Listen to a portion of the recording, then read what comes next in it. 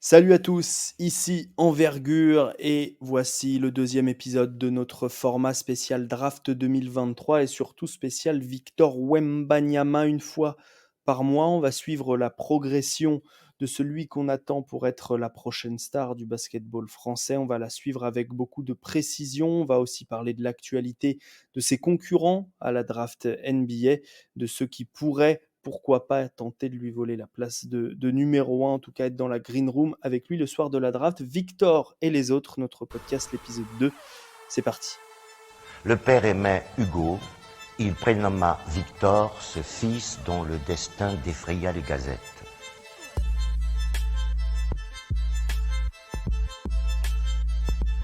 Le podcast sera découpé en 3 parties. D'abord, on va parler des news autour de Victor Wembanyama. Ensuite, on va parler du côté technique, c'est-à-dire qu'on va se concentrer sur un aspect de son jeu. Cet épisode, ce sera la protection de cercle. On parlera ensuite, on fera un focus sur un des concurrents de Victor. Ce sera Scoot Anderson, son concurrent principal probablement, le joueur de G-League Ignite. Et puis, la partie bonus, ce sera notre invité, un ancien scout des Pélicans qui viendra nous parler en anglais, c'est la tradition dans Victor et les autres, de Victor et de comment il est vu à l'étranger. Pour ce podcast, j'accueille donc Yacine, membre Envergure. Comment tu vas, Yass ? Salut Alex, ça va et vous? Ça va très bien. Notre spécialiste G-League Ignite, Overtime Elite et NBL, le basket australien. Donc toutes les alternatives qui s'offrent aux prospects aujourd'hui. Et puis, je crois que c'est tous les deux votre première dans un podcast, donc ça fait plaisir. Et puis FD qui est avec nous. Salut FD. Salut Alex, effectivement c'est la première, c'est mon stade de rookie. Exactement. Eh bien, bonne première à vous deux. On attaque tout de suite la première partie et les news. Dans le monde de Victor, c'est plein de mots en or.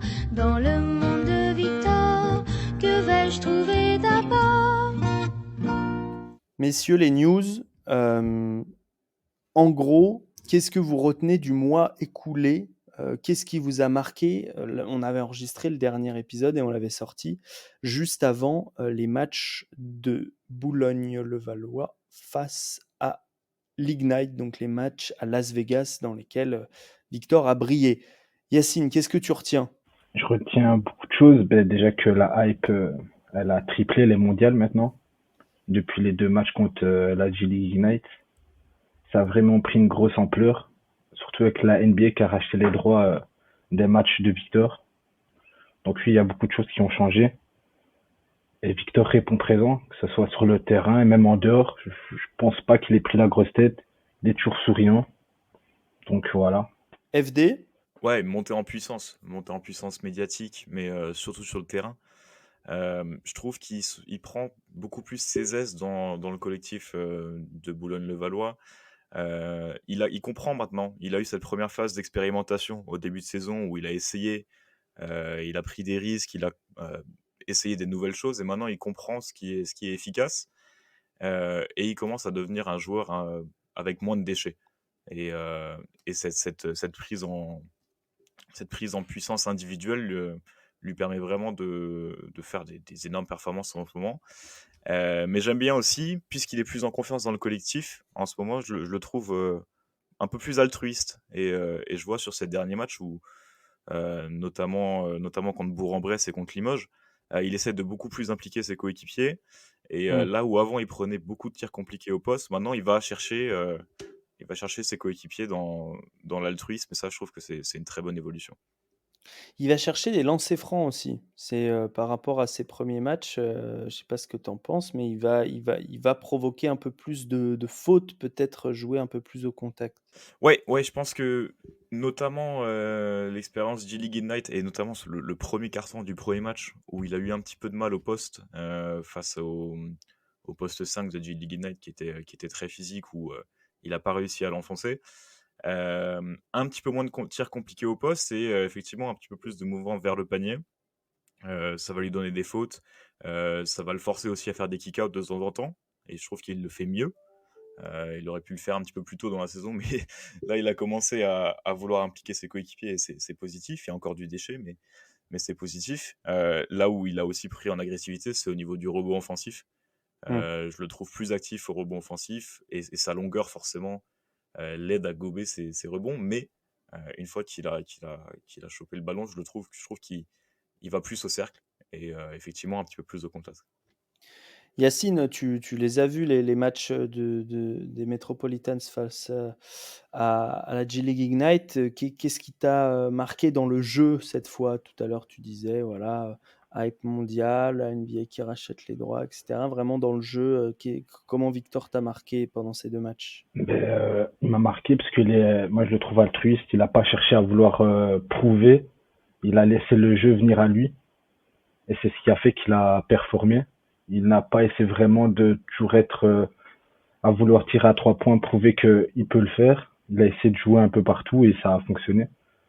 Après, il a beaucoup tiré à 3 points, mais avec réussite, quoi. Ouais, aussi, ouais, surtout le premier match où il Ouais. avait vraiment impressionné. Mais je trouve que c'est venu à lui. C'est pas lui qui est venu, qui a cherché, qui a essayé d'en faire trop. Et c'est ça que j'ai aimé aussi chez lui. C'est vrai. On va passer à la deuxième partie, messieurs.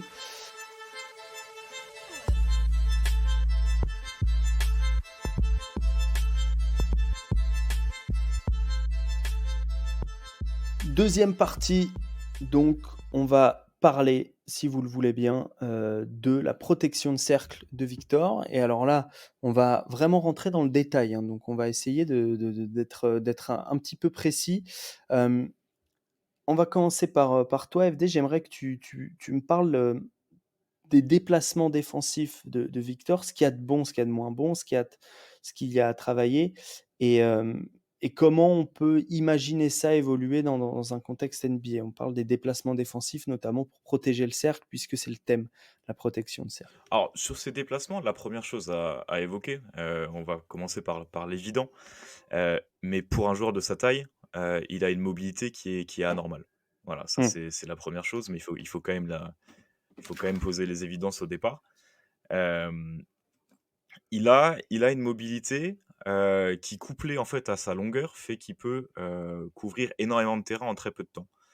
Et ça lui permet, même s'il a des largesses au niveau de ses prises d'appui, de ses orientations de hanche, ça lui permet de gommer ses erreurs. Parce qu'il est très long et parce qu'il peut avoir un petit burst qui lui permet d'avoir une zone de manœuvre qui est très très grande en fait.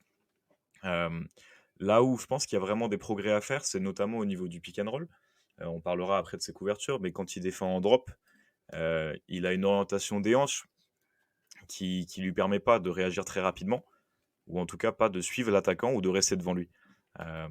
Donc ça, c'est quelque chose qu'il va falloir travailler, je pense, pour lui, c'est cette rotation des hanches de manière à pouvoir accompagner l'attaquant et pas prendre un retard dès les premiers appuis. Voilà, ça c'est ce qu'il y a un petit peu à travailler. Mais sinon, dans l'ensemble, les déplacements sont bons et ils sont suffisants pour pouvoir accompagner l'attaquant jusqu'au cercle ou en tout cas pouvoir contester grâce à sa longueur. Yes. Est-ce que tu peux me parler de ces aptitudes à contrer, et principalement de ses aptitudes physiques, puisqu'encore une fois, on rentre dans le détail. Donc, est-ce qu'il saute vraiment très haut? Est-ce qu'il utilise sa longueur? Est-ce qu'il saute rapidement? Est-ce qu'il saute dans le bon tempo? Bref, est-ce qu'il est bon au contre, que ce soit au contre sur son adversaire direct ou au contre quand on va aider sur un autre joueur? Bah, pour moi, c'est une de ses grandes qualités, le contre, que ce soit au périmètre ou proche du cercle. Il saute haut grâce à sa longueur, je trouve. Je pense pas qu'il saute vraiment haut, mais il est tellement long que il a pas trop besoin de sauter haut. Il sort vite lors des close-out. Il fait 2,20 m si je me trompe pas, Alex. 2,20 m, Ouais, 2,19 m. 2m22, un truc comme ça.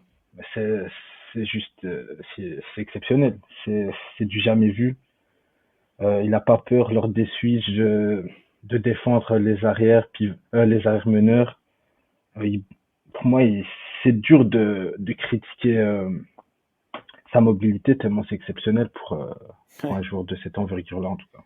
Et ça a quelles conséquences pour ceux qui ne l'ont pas trop vu jouer, puisque c'est quand même encore la majorité des Français, je pense. Ça a quelles conséquences sur les adversaires, Yas, de Victor? Mais il fait clairement peur à ses adversaires, hein. Il modifie les attaques adverses. Je pense que les joueurs en face le craignent, surtout proche du cercle, parce que ses deux mains sont actives. Voilà. En plus, il est ambidextre. C'est pas donné à tout le monde. Donc franchement, moi je Ambidextre pense pour contrer, tu veux dire? qu'il fait peur à ses adversaires.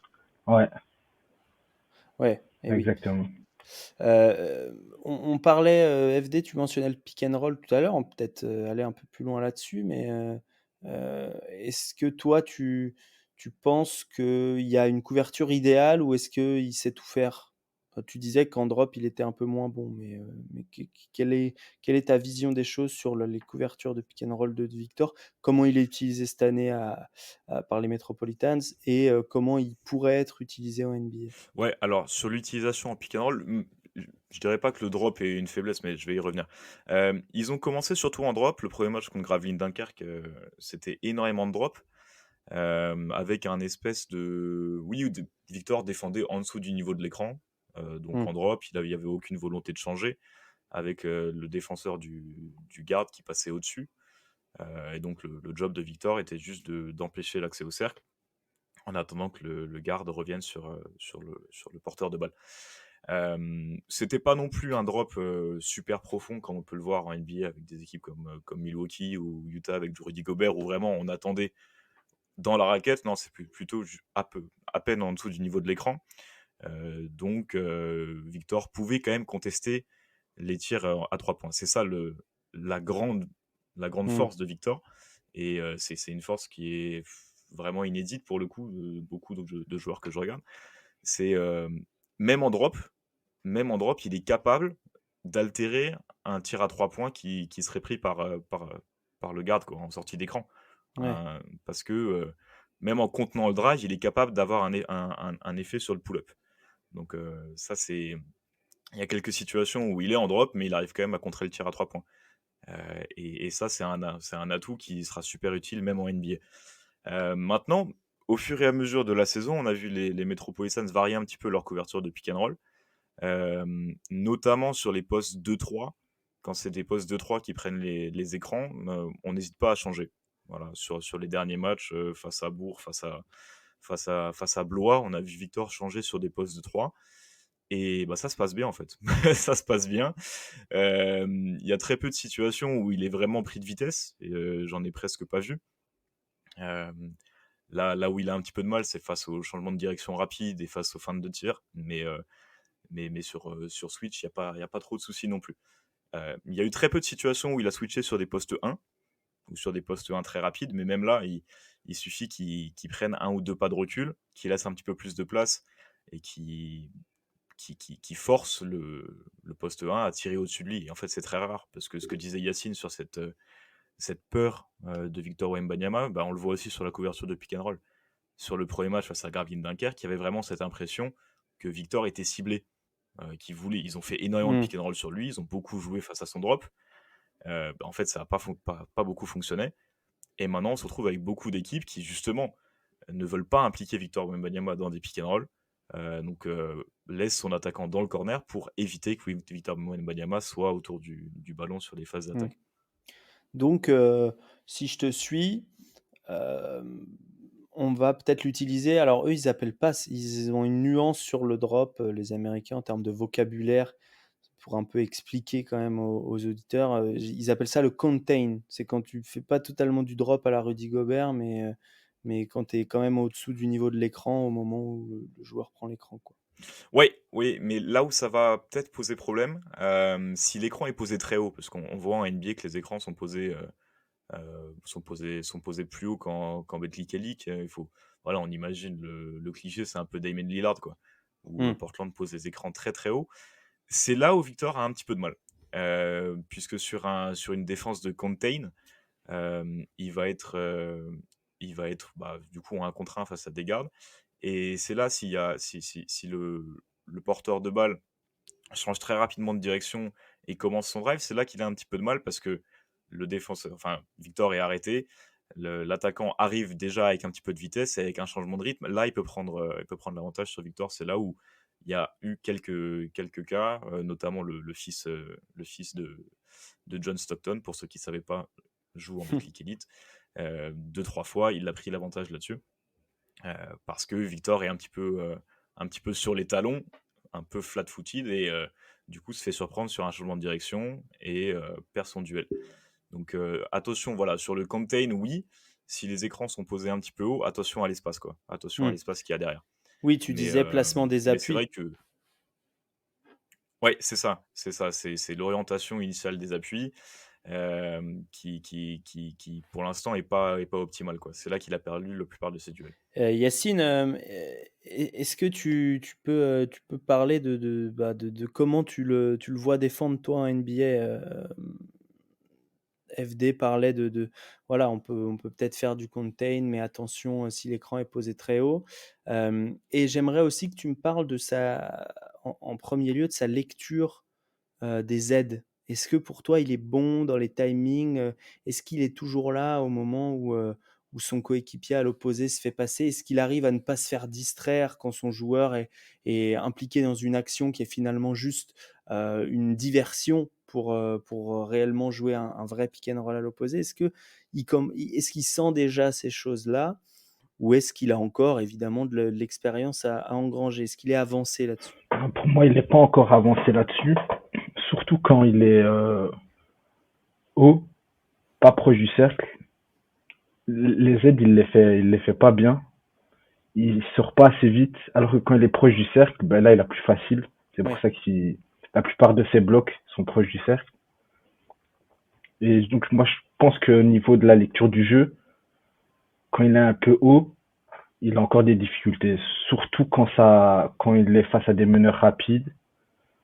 Par exemple, lors d'un pick and roll, il a du mal, comme on parlait au début, avec la rotation de hanche. Il a encore du mal à se retourner, il se retourne pas assez vite et il est pris souvent. Donc voilà, moi je pense qu'il a encore du travail à faire sur ça. Sur la réactivité, voilà. Ouais. Alors évidemment, à ceux qui écoutent, on coupe les cheveux en 4. C'est le but de ce podcast. Hein. FD l'a dit au début et Yacine aussi, prospect défensif et potentiel défensif immense du côté de Victor Wembanyama. FD, est-ce que tu as un truc à ajouter à sa protection de cercle que tu aurais pu Ouais, il faut pour les gens qui l'auraient pas vu, il faut bien imaginer que sa protection de cercle, elle n'est pas forcément dans le sens traditionnel du terme, un petit peu à la Dwight Howard. Dans la verticalité, en fait, à la Dwight Howard, à la Roy Hibbert, même à la Draymond Green, même s'il est un petit peu plus petit, où c'est en fait, on va se placer face à l'attaquant et on va anticiper, en fait, et on va prendre l'attaquant de face, quoi. Wembanyama, c'est un style de rim protection assez différent, où il va plutôt défendre par le côté, en fait. Il va laisser le porteur de balle prendre de l'avance et il va défendre, en fait, une fois que le tir est lâché. Voilà, pour faire un contre ou alors juste sa dissuasion va faire que le tir va jamais être pris. Alors, ça fonctionne pour l'instant, parce que les pourcentages de réussite de ses adversaires au cercle en Betclic Elite sont abyssaux.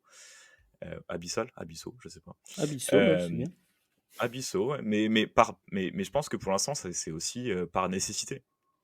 Parce que je sais pas s'il est capable pour l'instant de prendre le premier contact, de prendre le contact de face et de rester vertical, en fait. Roy Hibbert le faisait très bien. Je suis pas sûr que Victor Wembanyama puisse le faire pour l'instant. Et la deuxième nuance qui est apportée là-dessus, c'est que sa rim protection, elle est d'autant plus efficace en France qu'il peut chasser la balle une fois qu'elle est sur l'arceau. Ce qui est une règle qui n'existe pas. Enfin, ce qui est interdit aux États-Unis, en fait. C'est un goaltending. Il fait beaucoup ça, en fait, où il défend en attendant que la balle touche le cercle, et une fois que la balle touche le cercle, il l'enlève. C'est une partie importante de son jeu. Il faut bien penser que ça, ce sera gommé une fois qu'il ira aux États-Unis. Ouais, absolument. Eh bien, je crois que nous allons fermer la page Victor Wembanyama, puisque le podcast s'appelle Victor et les autres. Il est temps de parler un peu des autres.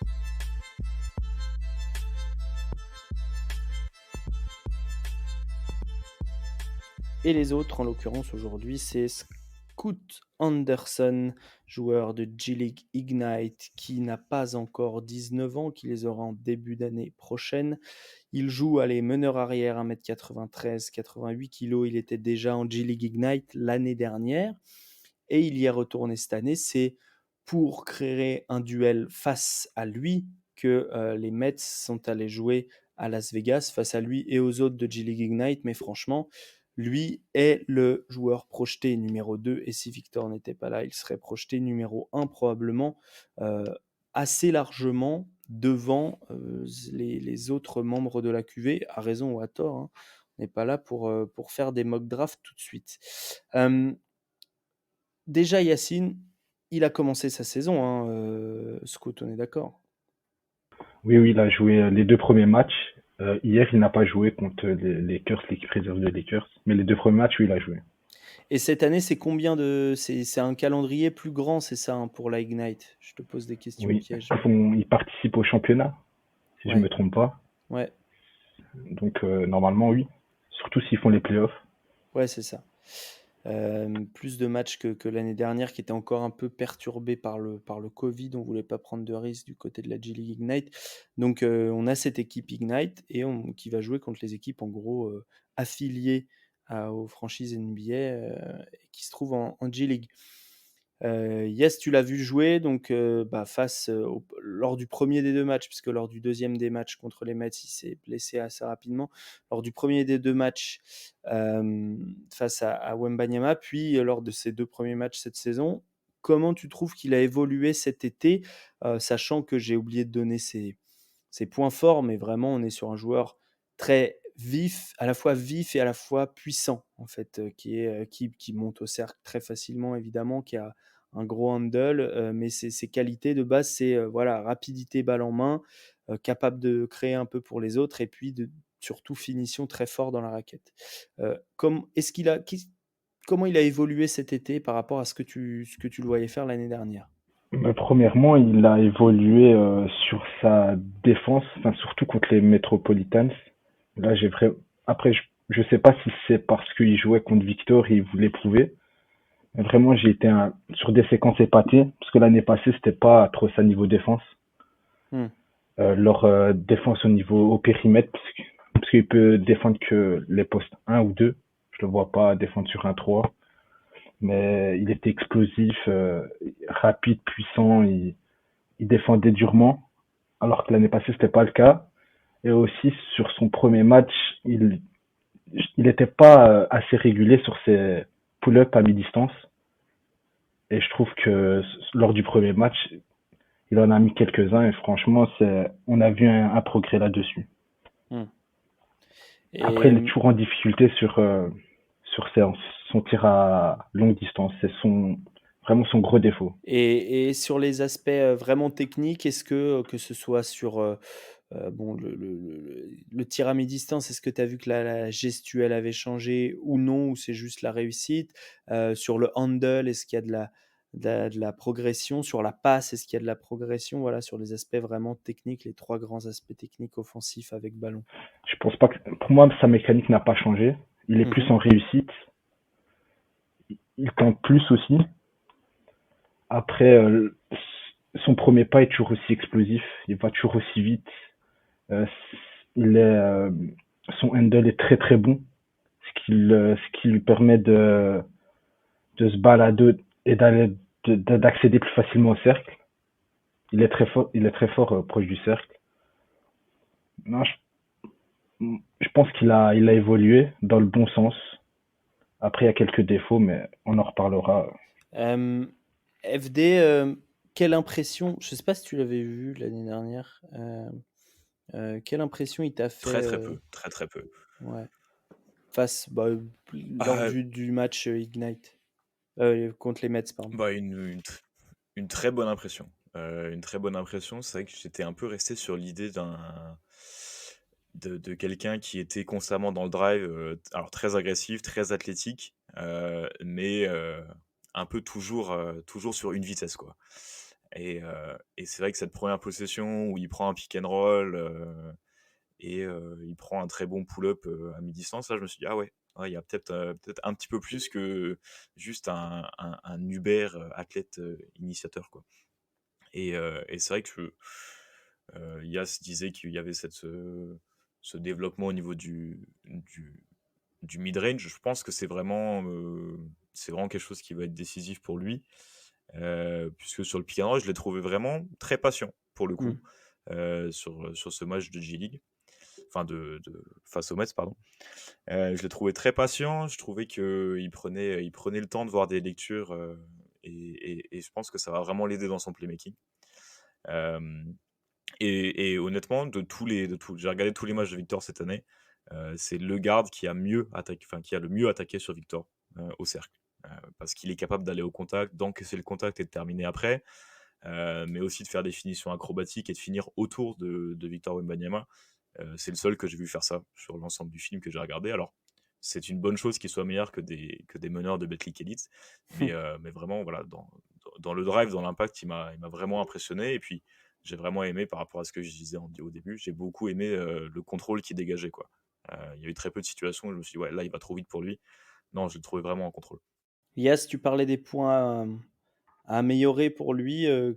Qu'est-ce que tu espères voir de mieux cette année par rapport au premier match là que tu as noté?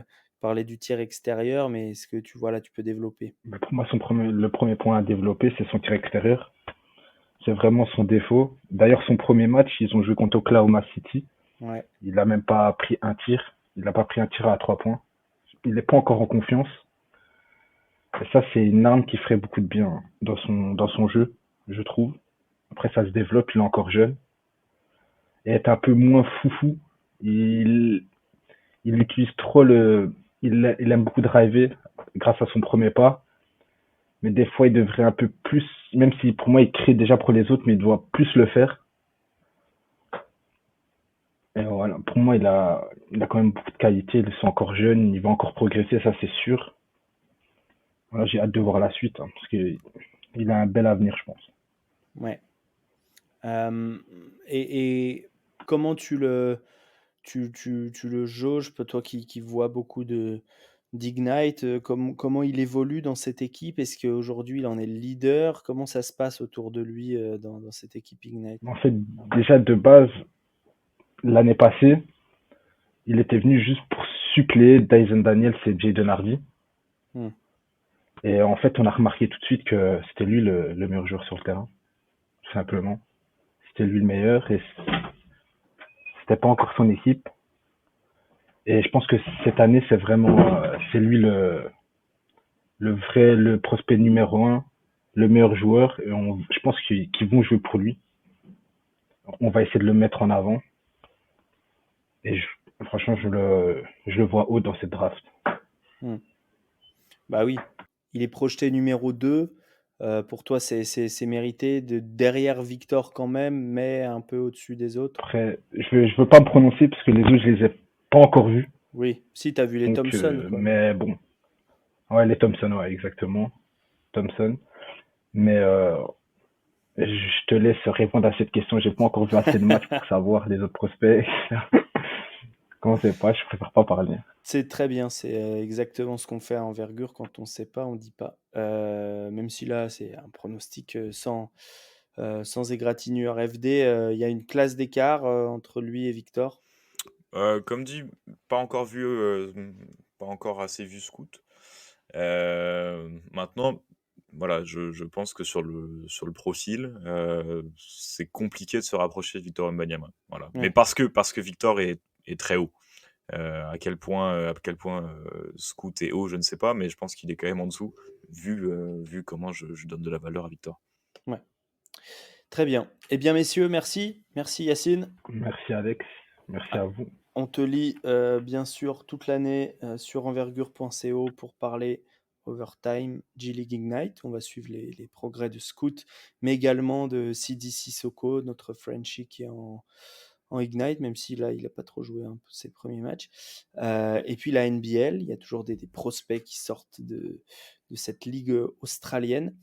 Merci FD. Merci Alex, merci Yacine. On te retrouve sur peut-être les Twitch bientôt. Sur Twitch, Ouais, sur Twitch pour épauler ce bon Hugues. Et puis, Ouais. j'espère très vite à l'écrit aussi. Ouais, à l'écrit et puis, au pôle vidéo puisque vous pouvez vous abonner évidemment à notre chaîne YouTube si vous êtes en train de nous écouter sur YouTube, ou à quelconque plateforme de podcast. On est sur toutes les plateformes possibles et imaginables. Nous allons passer à la dernière partie et nous allons switcher à l'anglais. C'est parti avec le scout des Pelicans.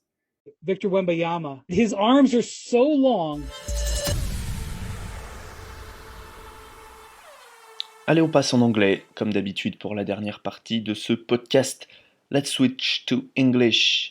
I'm with former NBA scout Austin Green, scout for the Pelicans. How's it going, man? Hey, bonsoir. I'm good. Thanks for having me. I'm working on my French. Can see that. Loving the It accent. helps. Thank you very much, Austin, for being here with us. You've been recently to France to catch Wembanyama live, especially trainings with the Mets. First question will be kind of generic. Since Victor arrived at Boulogne-le-Valois, what has surprised you the most? I think a few things have surprised me. One is his productivity, just in terms of the statistical production. I think he's probably exceeded any reasonable expectation. I think he's averaging like 21 points, 8 rebounds, a couple blocks, a couple assists. And I think while everyone knew that Victor was a special prospect, prospects in Europe don't produce numbers quite like that. I think even Luka Doncic in his EuroLeague MVP season maybe was like 16 points, 4 assists, something along those lines. So the productivity has been incredible. The Metropolitans give him a lot of freedom and he's playing with a lot of confidence. So that helps. And the team is winning, which is, again, kind of a surprise with an 18-year-old being a featured player. For the team to be winning at the level that they are is very impressive. And then lastly is just his passing ability. I didn't know that he could pass the way that he can. His vision, his anticipation, he sees plays before they develop. He doesn't even need to catch the ball sometimes, like you saw in the game against Limoges. He had a couple touch passes where you see his IQ is very special. So yeah, I think those are the things that have surprised me. Well, you've mentioned confidence. Let's talk about the 2 games against the G League Ignite in Vegas. We already said it. It was incredible. But you've been talking to scouts, NBA execs before and after the 2 games. What has changed in between? Yeah, I think everybody knew he was a good, like a generational type of prospect going in, but they want to see it with their own eyes. They want to see what he looks like on an NBA court. And in the first half of the first game, I think Scoot Henderson was playing very well. And there were maybe some whispers like, oh, maybe Scoot is the number 1 or something like that. And then in the second half, Victor just made that seem completely ridiculous with the shooting display that he had. And it looked like he got a lot of confidence from making those shots in that game. And then, yeah, he plays with so much confidence. It looks like he can do anything on the court, and he's starting to understand that he can do anything on the court. And yeah, it's really incredible to watch. I know that Pascal in the Slam article talks about his his artistry and the way he sees himself as an artist and not just a basketball player. And he seems to be playing like that. Like he's pushing the limits of what was previously thought to be possible. It's very special to watch. And from a scout's perspective, from an executive's perspective, you see what he did in Vegas, and it's impossible just to not be blown away. To be, he's an incredible talent with his size and his mobility and his skills, but also the mental aspect that he's bringing to the game with his IQ and again, like I said, the confidence, the toughness that he's playing with. The competitiveness, the desire to win. Yeah, it's all been very, very impressive. Well, Austin, I remember having you on this podcast to talk about Luka Doncic, who you coded intensively. When you talk about Victor, I can hear you talking a lot about his brain, mentality, things we know that special players are made of. How do you compare Luka and Victor on that aspect? Yeah, I think the similarities are they both see the game in a special way. They see plays before they develop, before they see things that other players would not see. And part of that is because of their brain, as you said, of their IQ. Part of that is due to their height. Luka as a tall point guard was able to see passing lanes and angles that other point guards couldn't see. And I think they share a similar confidence, a similar belief in themselves, an understanding that they can be great and they have what it takes to be great. And I think with a lot of international prospects, they go to the NBA and they struggle with their confidence. And once you lose that, it's really difficult to get it back. I think, unfortunately, for some French prospects, you see that with Frank Ntilikina, with Killian Hayes, where they lose the confidence, and it's tough to regain it. But Luka, Victor, it seems like they understand that they are the guy, like they are the next ones, to take the torch from other great players, and they play with that sort of that swagger. I call it a healthy arrogance. Like they're maybe sometimes they maybe aren't as good as they think they are, but that allows them to do special things because they're not afraid of the moment or afraid to try crazy things, like Victor with his 6 between the leg dribbles and 1 foot 3-pointer. Like, what, who does that? Like, there's a certain level of audacity, of arrogance that you have to have, but that allows them to do special things. All right, I said it. You've seen training from the Mets. Can you talk a little bit about Victor during trainings? Does he do specific works, and what kind of work? Yeah, so in the beginning of the training, he did everything with the team, with in terms of the warm-up preparation. But you could see he was very serious. Some of the older guys on the team, maybe they were joking around. They've been professionals for a few years, and so and it's just a random training on a Thursday. Like, it's understandable that they maybe wouldn't take it so seriously, but Victor looked very focused the entire time. And then during the training, he was competitive, even in practice settings, in scrimmages. You could see he was a very competitive player. He wanted to win.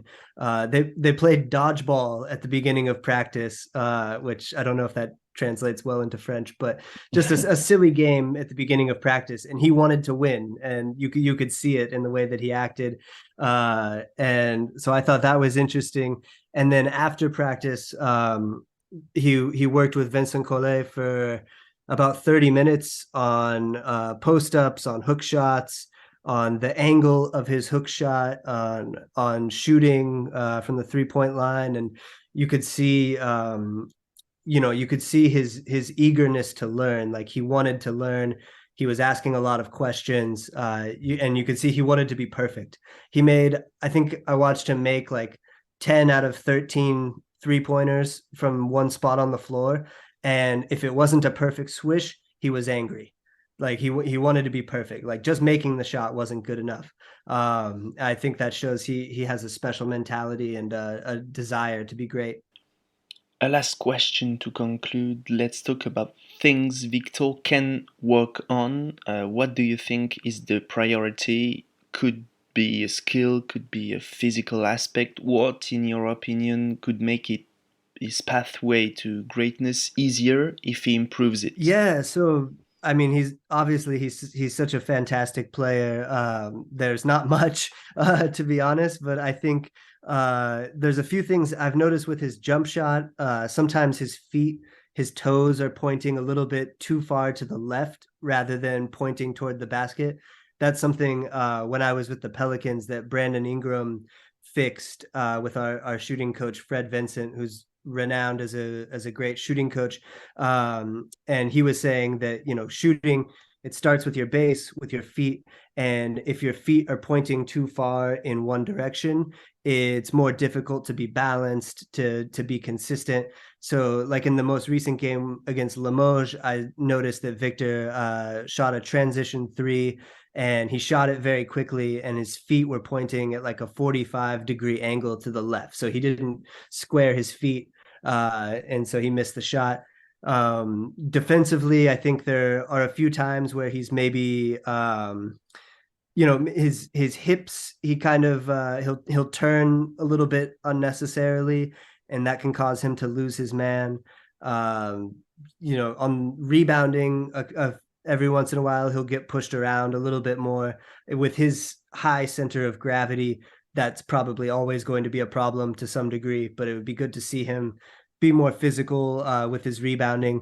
I think that's something in Vegas that stood out. Was in the first game, I think he only had like 4 rebounds. Yeah. But then by the second game, he did better with that. So he's a quick learner. I don't think his weaknesses will stay weaknesses for very long. Yeah, thank you very much, Austin. We can read you on Twitter, Austin Green, former NBA scout for the Pelicans. Thanks for having talked about Victor with us. Voilà, c'était Victor et les autres, épisode du mois de novembre sur Envergure. On se retrouve le mois prochain pour parler de cet extraterrestre. En attendant, on est tous les vendredis sur Twitch, la chaîne Twitch d'Envergure, pour évaluer les jeunes joueurs en live avec de la vidéo, du film. Et puis on sort un nouveau format podcast pour parler des rookies NBA dès la semaine prochaine. Restez branchés donc, abonnez-vous à Envergure, allez sur notre site, voir les fiches de joueurs, les scouting reports, mettez-nous des notes, suivez-nous pour toutes les news, évaluations documentées des futures stars du basket mondial. Ciao tout le monde!